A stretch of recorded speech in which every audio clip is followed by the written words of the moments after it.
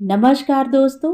कहानियों की श्रृंखला में आज सुनेंगे राजी सेठ जी की कहानी अकारण तो नहीं। लेकिन उससे पहले मेरा आपसे विनम्र अनुरोध है कि अगर मेरे द्वारा सुनाई हुई कहानियाँ आपको अच्छी लगती हैं तो मेरे चैनल को सब्सक्राइब ज़रूर करें, लाइक करें और अपने दोस्तों और परिचितों में शेयर भी करें। बेल आइकन दबाना बिल्कुल भी ना भूलें। आज सुनिए अकारण तो नहीं। दीपाली ने कहा, नहीं, किसी के आदेश से वह मैके नहीं जाएगी। जाए भी क्यों? मैके जाने से क्या गोद भर जाएगी? जो कुछ होना है यहीं रहकर होगा, या कहीं से लाद लाऊं, कहकर वह फिद्द सी हंसी। कहना चाहती थी कि इस ठेलने में उसे साजिश की गंध आती है, कह नहीं पाई थी अभी। चुप छिनाल! सास ने अंगीठी पर फूलता फुलका हाथ में लेकर चिमटा उसकी तरफ फेंका। सामने वाले छोटे कमरे में विभागीय परीक्षाओं की तैयारी करता सुधाकर सोचता है, कितना बदल गई है दीपाली। ढीठ हो गई है, बदजुबान भी। वही थी जो शुरू शुरू में कहती थी, ऊंचा मत बोलो, एक बार डांट खुल जाती है तो जुबान कतरनी हो जाती है। चिमटा लगा तो नहीं, पर दीपाली को क्रोधित कर गया। फुफकारती सी उठी और दोनों बाहें कमर पर रखे सास के सामने जा खड़ी हुई। मैं कहती हूं आप चुप रहिए। सुधाकर की मां है आप, पर यह घर मेरा भी उतना ही है जितना आपका। आप कितनी भी कलह करें, मैं इसे छोड़कर नहीं जाने वाली। यहीं खड़े खड़े प्राण दे दूंगी, चाहे आप लोगों को हथकड़ियां पड़ जाएं। हीरो रानी ने अपनी उम्र में सैकड़ों का मिजाज सीधा किया था। जिस पर चाहा गर्जी थी, जिसको चाहा अपने पंखों के नीचे समेट कर रखा। खाविंद था सो पता नहीं क्यों चल निकला, नहर में डूबा पाया गया। हमने तो ऐसा कुछ नहीं किया था कि जाता, पेट में अखुआ डाल गया। हीरो रानी याद करती रहती हैं निर्भाव होकर। अरे धरती भी तो उर्वर होनी चाहिए, नहीं तो औरत क्या है, सांड की सांड, बेलगाम घोड़े की तरह चलती है। सास का गुस्सा यहां वहां तड़तड़ाया करता है। दीपाली की गोद भरती तो आग में पानी पड़ता। चोखे 6 साल होने आए। 2-3 साल तो हीरो रानी कुछ नहीं बोली। खाएं खेलें घूमें फिरें, जल्दी क्या है। यह क्या कि जरी जरदोज के लुगड़े गूंमूत से भिनकते रहें। चाव पूरा तो हो पहनने ओढ़ने का। लड़के से कहती रहती, फिर पढ़ लेना, जल्दी क्या है। मन में चिंता लगी रहती है तो हाथ पांव ढीले नहीं पड़ते। सुधाकर मां की ओर देखता है, फिर आंखें नीची कर लेता है। रात को जुनून की दुनिया में दाखिल हो जाता है। दाएं बाएं ऊपर नीचे चिकोटियां काटता है। पत्नी को उकसाता है या अपने को, कुछ साफ नहीं। अकेले में पहुंचते ही उसकी देह को संदेह का सांप सूंघ जाता है। जब मन ही पूरा नहीं बन पाता तो पौध कहां से होवेगी। पौधे के मामले ने नींद हराम कर रखी थी। एक ही लड़का, वह भी निर्बंसिया। पहले तो सास कोंचती रही, कहीं कॉप्टी सॉप्टी तो फिट नहीं करा रखी तूने, बिल्कुल सच बताना। दीपाली ने चोखा सा सिर हिला दिया। एक ही बात कितनी बार पूछेंगी आप। उसके बाद निजामुद्दीन औलिया के दरबार, अजमेर के चिश्ती की मजार, पानी वाले बाबा के द्वार, 90 साल की उम्र वाला वैद्य, हरदोई का महंत, नक्को दाई की दवाई, जमुना पार का यूनानी, गली के सिरे पर 6 पोतों वाली सुहागिन। बार बार मैके भी गई दीपाली, जहां कोसने ओढ़े बिना वह ठंडे मन से दौड़ धूप कर सकती थी, पर कुछ ना बना। कानपुर से भाभी ने लिख भेजा, यहाँ एक अच्छा डॉक्टर है, उसने कितनों का उद्धार किया है, तो तैयार हो गई। सुधाकर को छोड़कर जाने का कोई तुक नहीं है। दिखाना तो दोनों को होगा। यह कोई अकेले की खेती तो नहीं है, होती तो फूट निकलती। सुधाकर झिझकता रहा, मन में यह ठिठक कि कौन जाने नुक्स किसमें निकले। खोट उसका हुआ तो औरत तो सीने पर चढ़ बैठेगी, पर वहम झूठा निकला। सास के हटते ही दीपाली रुई के गोले जैसी हो गई। दुख जो है वह तो साझा है, कटना होगा तो कट जाएगा। वैसे देखो तो दुख क्या है, छोरा बच्चा नहीं है तो नहीं है, कौन अंधेर आ जाएगा। अंधेर तो है ही, माँ तो सोच भी नहीं सकती। नहीं सोच सकती तो वही कोई बच्चा गोद ले लें। यह ठीक नहीं, अपना अपना ही होता है। कानपुर से लौटे तो राहत में थे। शुक्राणु कुछ कमजोर जरूर हैं पर निःसत्व नहीं। डॉक्टर ने कहा था दवा दारू से ठीक हो जाएंगे। 1 साल जितना लग सकता है। लगने दो 1 साल, यहां तो जन्म भर का साथ है। सुधाकर ने दिलासा दिया। दीपाली ने मान लिया। उन दोनों को लौटे देखा तो सास का चेहरा और सूख गया। पता नहीं क्या सुनने को मिले। आसपास घूमती चक्कर काटती है। दीपाली बिस्तर खोलती रहती है, कुछ भी नहीं कहती। माँ सुधाकर को दालान पार करते समय पकड़ लेती है। बताओ तो सही, डॉक्टर ने क्या बताया? दवाई दी है। किसको? सुधाकर क्षण भर को रुका, फिर मुंह नीचा करके बोला, उसको। गुस्से में दीपाली ने चमड़े के फीते खोलते खोलते कस डाले और बिस्तर बंद एक ओर लुढ़का दिया। पैर पटकती वह दालान में निकल आई। खाविंद की मर्दानगी ने भी उसकी आड़ ली।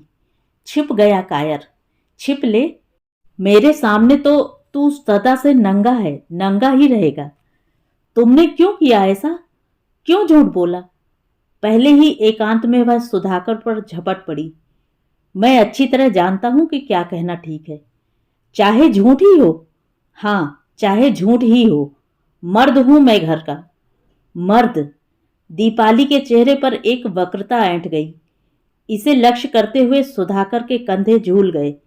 निमिष में ही चेहरा ऐसा सफेद जैसे किसी ने सिरिंज लगाकर रक्त की आभा खींच ली हो। वह द्रवित हो गई।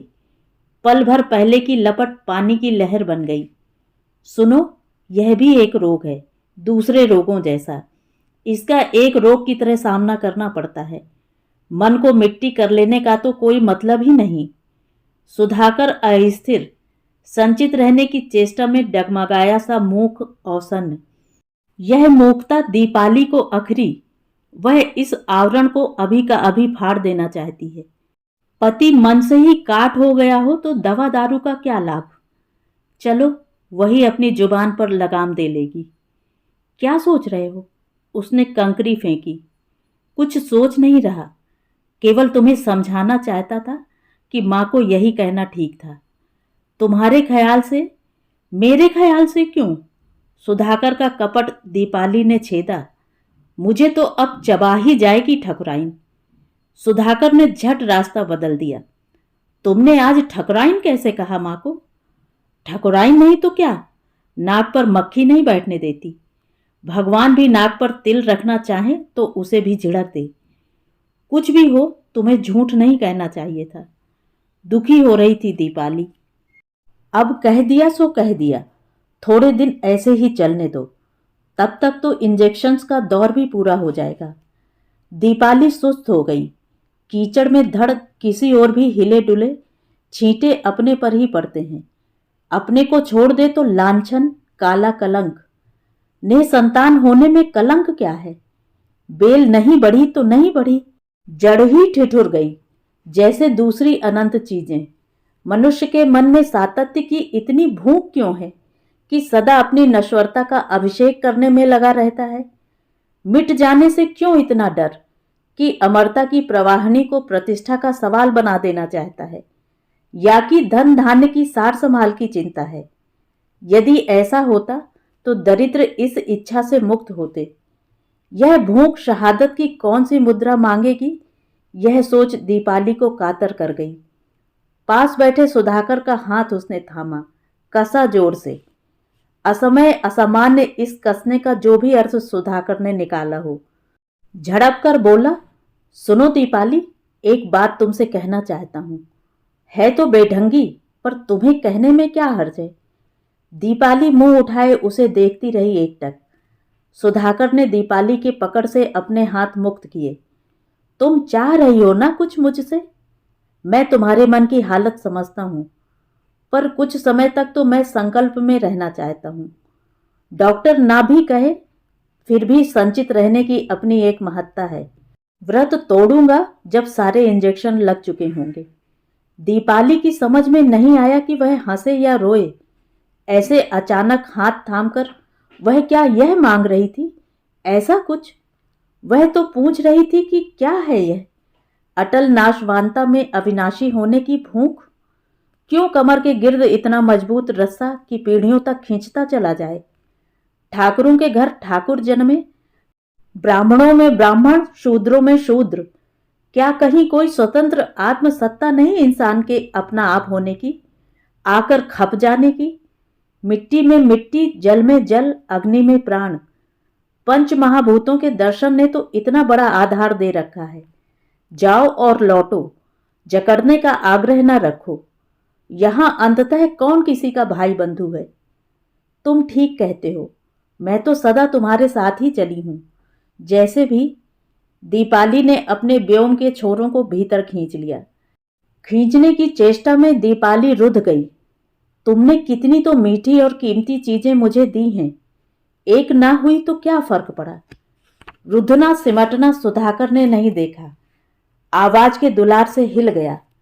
दीपाली के कंधे से लगकर सो जाने की चिहुक जाग उठी। दीपाली तक पहुंचने के लिए उसने अपने शरीर को छोटा बना लिया। सिर को उसकी बगल में सटाकर दीपाली की देह को बांध लिया बाहों में। दीपाली को हुआ जैसे थपकी देना जरूरी हो उसे, एक संतप्त बालक को। सबको नाश्ता देकर निवृत्त होकर बैठी ही थी कि सास ने प्रश्न दागा, कितने दिनों में महीना होती हो? हाथ में एक कटोरा, कटोरे में रखी जो कोई भी वस्तु पर एक मोटी परत घी की देखकर दीपाली की भौहें चढ़ गईं। जिस कृपण भाव से उसकी रोटी पर घी चुपड़ा जाता है, उसकी भी याद हो आई। वह उस 2 हाथ करने वाले न्याय को आमोद भाव से देखती है, कुढ़ती नहीं। कुढ़न तो परदादी से, दादी से, माँ से उस तक आने में घुल ही जाएगी, पत्थर को भी टेव पड़ जाएगी। 27 दिन की साइकिल है, संयत होती बोली। साइकिल क्या है? मतलब 27 दिन बाद। आगे कहने का दीपाली का मन न हुआ। कटोरा लेकर पास की तिपाई पर रख लिया। क्या पूरा खाना है? हाँ, पूरा और रोज। सास के स्वर में दुलार से ज्यादा धौंस थी। शीरे का कटोरा और सख्ती। पर यह है क्या? कुछ भी हो, तुझे इससे क्या? तुझे कोई जहर तो नहीं पिला रही? तर माल है, कभी देखे भी न होंगे। दीपाली तिलमिला गई, पर तिलमिलाने को भी एक आवरण चाहिए था स्थिति के चलते। उसे अच्छा लगना चाहिए। व्याधि का उपचार चाहे जिस मुद्रा में संभव किया जाए, चाहे उसे लगे कि वह खुद एक उगालदान है जिसमें गाढ़ा गर्म द्रव बेमतलब ढुलकाया जा सकता हो। यह स्थिति उठते बैठते बनी रहेगी। यह उसे तब पता लगा जब कड़े काले से गुट्ठल बीज जैसा एक गंडा उसकी दाईं कोहनी के ऊपर वाले गुदाले हिस्से पर बांधे रखने का आदेश हुआ। अभी अभी जुटाई सुनहरी कोर वाली ब्लाउजें उसे मन ही मन गर्क होती लगीं। उसने उज्र किया, मैं कोई सलवार कुर्ता तो पहनती नहीं अम्मा कि बाह की ढिलाई से सब कुछ छिप जाए। यह तो फिट ब्लाउज है, बांधो भी दाहिनी बाह पर। यह सब मैं नहीं करूंगी। करोगी कैसे नहीं? अभी तक सब कुछ कर रही थी या नहीं? जो जतन किया सो माना। अब क्या है? अब तो खोट पूरी तरह उजागर हो गया है। अब तो नम जाना चाहिए। औरत की शोभा कोख से है, कपड़ों से नहीं। दीपाली को हुआ पास रखी ऊन की पछिया खाली करे और सास के सिर पर दे मारे, पर यह भी सदा की तरह उतनी ही निःसत्व फुत्कार थी जो अपना ही कलेजा फूंकती है। यह कहाँ का चलन है? रात कमरे में आते ही दीपाली फट पड़ी। सुधाकर के पास उत्तर नहीं था, पर निरुत्तरता भी जोखिम से भरी थी। दीपाली को उत्तेजित कर सकती थी, और दीपाली को उत्तेजित करना। नरमाई से बोला, थोड़े दिनों की बात है, वैसे भी कौन बड़ी पालने झुला रही थी तुम्हें अम्मा? पहले ही तुम कहाँ खुश थी उनसे। दीपाली दंग रह गई। घेराबंदी और भी सुदृढ़ हो रही है। छिप पाने का जुगाड़ हो जाने से सुधाकर को आराम जैसा मिलने लगा है, पर किस कीमत पर? अब वह तर्क ढूंढ रहा है झूठ को सजाने और सिद्ध करने के। क्यों उसकी अंतरात्मा में इतना सघन अंधकार? अब चीथन थी, सास की हिंसा दीपाली सह पा रही थी। उनसे कोई अपेक्षा नहीं थी, पहल करके भी देख चुकी थी। आई थी तो मन निर्मल था, सेवा करने और स्नेह पाने के चाव से भरा हुआ, पर जल्दी ही घट रीत गया। सामने एक ठस मुजस्सिम मर्दानापन, वह अम्मा थी। मर्द कभी बगल में नहीं रहा तो स्त्रीपन को क्या जानती। यह मर्दानगी आत्मरक्षा के लिए जुटानी पड़ी या नियति से अड़ने के लिए खूंखार बल चाहिए था, वह नहीं जानती। उनके प्रचंड स्वामित्व भाव को, सारे संसार का नियंत्रण अपने हाथ में लेने को व्याकुल देखती है तो क्रोधित होने के बजाय सदैव हो जाती है, क्षमा कर देती है सुधाकर को। कहां से चलकर कहां आया और कितनी जल्दी, जैसे मान चुका हो कि वह ही अपराधिनी है। अपराधिनी का विशेषण आते ही दीपाली की देह धधक उठती है। खोट उसकी देह में होता तो भी क्या वह लज्जित होती? ऐसा मनोभाव दीपाली के मन में नहीं व्यापता। लज्जित लांछित होने को इस स्थिति में क्या है? यह सब थोपी हुई मान्यताएं हैं। हमने मान लिया है, मानते रहे हैं। मान लेने से सुविधा मिलती है। नाम, उपनाम, धन दौलत, विरासत, सातत्व, निजता, पारिवारिकता सब सध जाते हैं एक ही रस्से से। हम ना चाहें तो ना भी माने। ऐसा शक्तिवंत कौन है जो मनुष्य की सत्ता से उसके विवेक का हक छीन ले? अपने हाथ में एक समूची जिंदगी को पा जाना क्या कोई छोटी बात है? जीने के पूरेपन की प्रतिष्ठा के लिए आज तक हम में से कोई क्यों नहीं लड़ा? क्यों उपकरण उपादान ढूंढते रहे? सोच पाती है पर नहीं जानती कि सुधाकर से यह सब कैसे कहना होगा। सुधाकर में एक आंख बचाता सा भाव है, अपने ही अंदर से उसरती आत्मदया का शिकार। कितना चौकन्ना, कितना सावधान। कुछ कह सकने की चेष्टा में कैसे भूल सकती है कि सुधाकर की व्याधि और आत्म छवि के बीच का फासला कितना रपटीला और खतरनाक है। सुधाकर की साथिन बनकर इस घर में आई है दीपाली तो चुप रहे, ऐसे ही भीतर और बाहर के दर्दों को सेंकती रहे। सुधाकर को जहां इंजेक्शन लगता है एक ढीठ जैसी गांठ उभर आती है, टप टप टपकन वाला टीसता हुआ दर्द। डॉक्टर कहता है सेकना लाभ करेगा। रात को दीपाली सोने आती है तो कपड़ों को प्रेस करने वाली स्त्री सोने के कमरे में लेती आती है। पता ही न लगे किसे सेंकना है, जैसे कि दोनों साथ साथ डॉक्टर के यहाँ जाते हैं। पता ही न लगे कि किसे इंजेक्शन ठोकना है। एक दिन अम्मा ने चलने से पहले चाय की पत्ती और घी लाकर देने का आग्रह किया। सुधाकर अम्मा के कान तक झुकाया। इस समय नहीं अम्मा, दीपाली को इंजेक्शन लगवाने जाना है। दबकर कही गई बात भी पीछे फिल्टर से पानी लेती हुई दीपाली ने सुनी। क्षुब्ध हुई। क्यों हुई? यह खेल तो कब से चल रहा है। सुधाकर पलंग पर लेटा होता है, दीपाली धरती पर बैठी होती है। दीपाली स्त्री तपाने के लिए प्लग लगाती है और रुई के नरम सफेद बुबड़े इस्पात की सतह पर रखकर गर्म करती है। सुधाकर अपना हिप उघाड़ देता है और चादर का कोर अपनी आंखों पर धर लेता है। आराम मिलने से वह सो भी जाता है।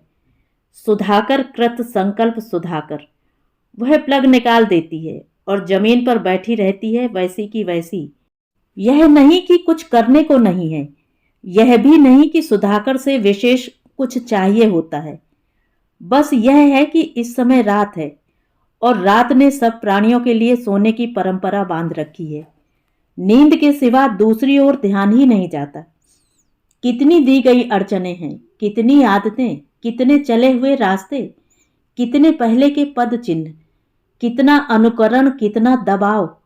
क्या कोई अनजाना, अनदेखा, अनभोगा रास्ता नहीं जिसे खूंद डालने की ललक राह को आदीप्त करे, उकसा दे नश्वरता के डर से पीड़ित जीवन को। सुधाकर के लिए उस गठरी को उठाना क्यों जरूरी है? सिर्फ इसलिए कि उसे दूसरों ने नपुंसक कहा? सुधाकर को मुक्ति नहीं मिलती तो उसे भी नहीं मिलती। दोनों ओर का अत्याचार सहती है दीपाली। अत्याचार का गुर है कि दांत भी हों और कांटे भी। दीपाली के पास क्या अपना कोई गुर नहीं कि दांत भी हों पर कांटे भी नहीं? दीपाली भांपने की चेष्टा करती है कि सुबह वह सब क्यों कहा गया, मायके जाने का प्रस्ताव कहां से आया। पिछले 2-3 दिन से तो शीरे का आना और खाना भी बंद हो गया। बहुत कुछ साफ है, बाकी कुछ को पड़ोसन की बहू निशा साफ कर देती है, इंगित करके। निशा में चलकर आने और कुछ कहने की व्यग्रता दीपाली ने देखी। चेहरा डरा हुआ और वाक्य अनमने अधूरे। मैके जा रही हो भाभी? नहीं तो तुम्हें किसने कहा? ताई के मुंह से सुना। अपने को ताई कहने देती हैं ठाकुराइन, क्योंकि निशा का घराना भी ठाकुरों जमींदारों का घराना है। चाय पानी मुलाकात खत्म होने के बाद भी निशा टिकी रहती है।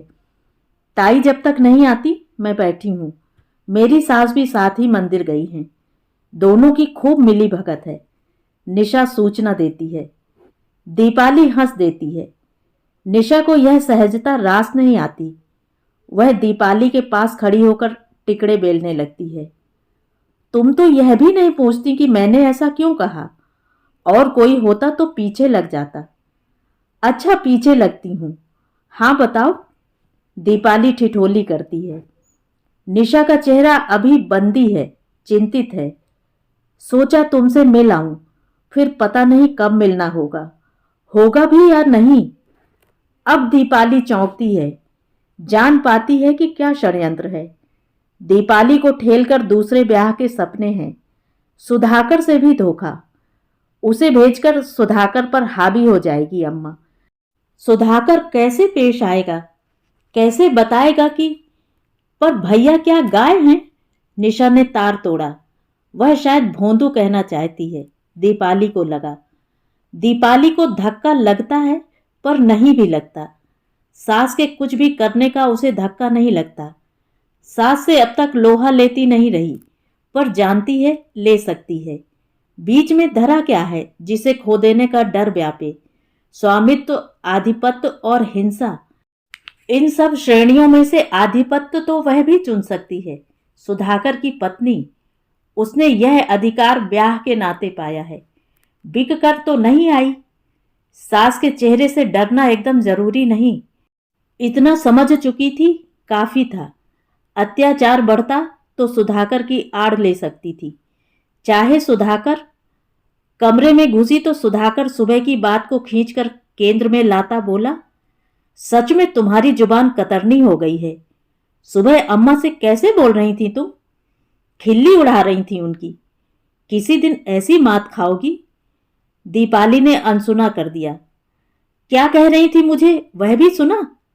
वह कह सकती हैं ऐसा, तुम्हें कोई उज्र नहीं। आजकल तो मेरा मतलब है, आजकल क्या फर्क पड़ता है? यही दिन मायके जाने के लिए ठीक है। आगे तो फिर तुम्हारी जरूरत ही जरूरत होगी।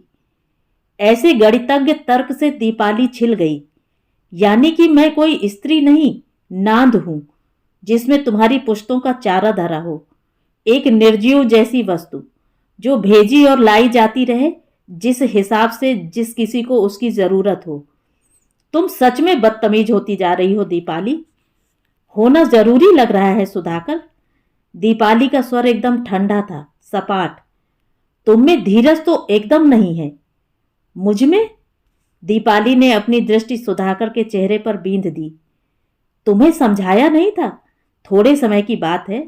अब इस समय अनुकूलता भी है और अम्मा भी ऐसा चाह रही हैं। सुन लो सुधाकर, अम्मा और अनुकूलता का तर्क मैं नहीं मानूंगी। इसमें गलत क्या है? गलत जो कुछ हो रहा है वह तो तुम्हें पता ही नहीं लग पाता। कैसा लगता है? यदि लगे कि जिस शख्सियत को प्यार कर रहे थे वह नहीं कुछ और है। क्या मेरे लिए कह रही हो? एक विद्रूप जैसा दीपाली के घायल चेहरे पर बिछ गया। वार की इच्छा तक भीतर नहीं जन्मी। कहीं कोई तटस्थ जैसा चट्टानी दुराव।